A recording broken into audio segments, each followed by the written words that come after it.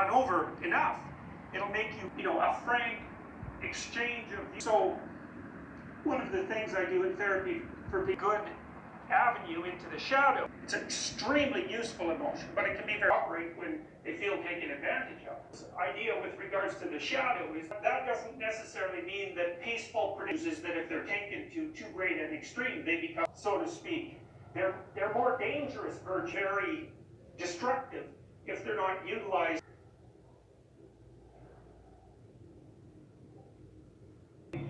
It's gone into looking at self-esteem. Actually, it's two words, right? But and it's emotion. You don't feel that good about yourself. Well, and if you want to fix it up a little bit, then you can also subjective emotion. So that's neuroticism minus extroversion.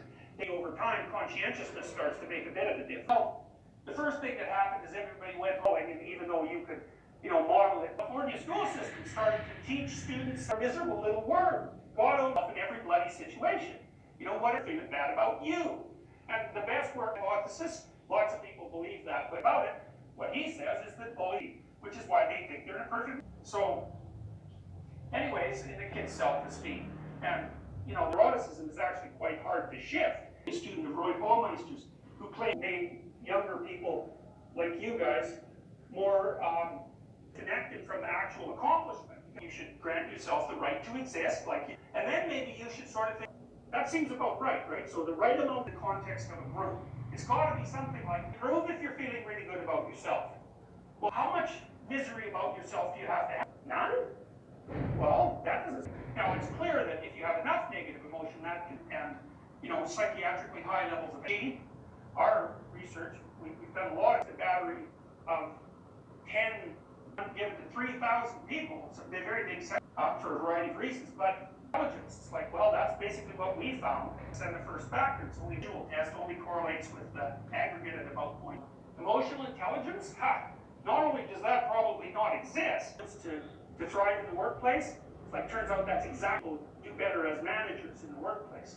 Intelligence is a great, because it was invented by a journalist. And there's not a lot of evidence that it is. And what does it mean anyways? What does that mean? I can infer that? Or intelligence? Well, I don't know, right? What if you're oversympathetic to someone? Maybe you feel way too sad, but you're not doing them any good times.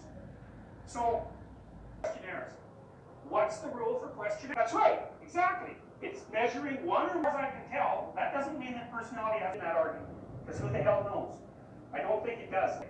But the big five theorists have their structure, and you can do that cross-culturally. And so, I think the question of how our question invent some new thing and term it something, and then pretend that IQ eats up most of the variance and disgusts. Well, why would IQ be related to disgust? Maybe your cortical inhibition of underlying matter? Who the hell knows? What IQ is that it predicts things that you never expect. If you use 2 questions per trait, you're going to have a lousy math. All that means is that you didn't test it. Good challenge. You set it up for a weak challenge. So I think it was correlated. I think I told you this. Was correlated. Know thyself. One of the first ways to come to know yourself is yourself, like you're watching a stranger. One sense would be the humility to understand that you don't know who you are, and pause. Maybe you don't know yourself as well as you to understand how deeply it could be.